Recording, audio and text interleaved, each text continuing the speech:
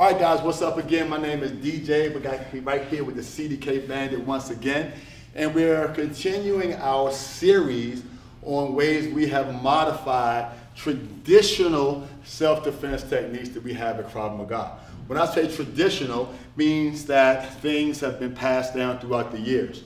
Traditionally, if someone is attacking you with a choke, in this case a front choke with two hands, if I'm using one hand to deal with the situation and the other hand to strike, traditionally what I would do is a pluck. I would pluck, which is explosively peeling one of the thumbs off my neck, and I would use the other shoulder to dip under, strike with a palm hail strike, and do whatever I have to do to go home safe. That is a good technique.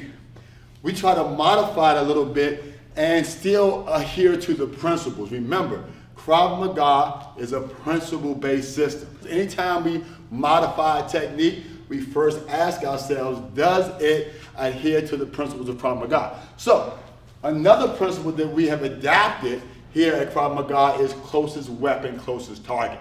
So in this case, if my hands is down, then the weapon is the palm of my hand.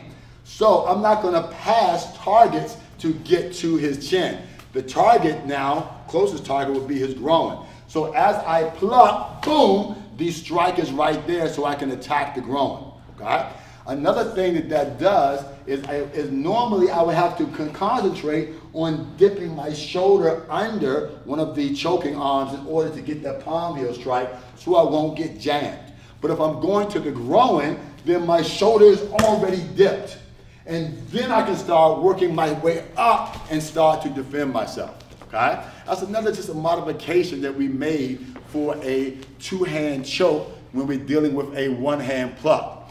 Another thing that can happen is instead of him being like in that mid-range choking distance, he can be at close-range choking distance. Now from here, I may be able to get to the groin, maybe, but notice how his forearms is kind of blocking my chest. It's also difficult for me to get my shoulder under to get the palm heel strike to the chin. But since I can't go under, I can go over the problem. So in this case, he's choking, I've plucked, I'm plucking on the other side, and this hand is coming up over and striking the face, okay? All I need to do is get me space. Once I get space, I can start to work and do other things that I need to do in order to go home safe. Now, if I decide to pluck with two hands, now traditionally, we pluck with two hands and go right for that groin strike. We have that in previous videos.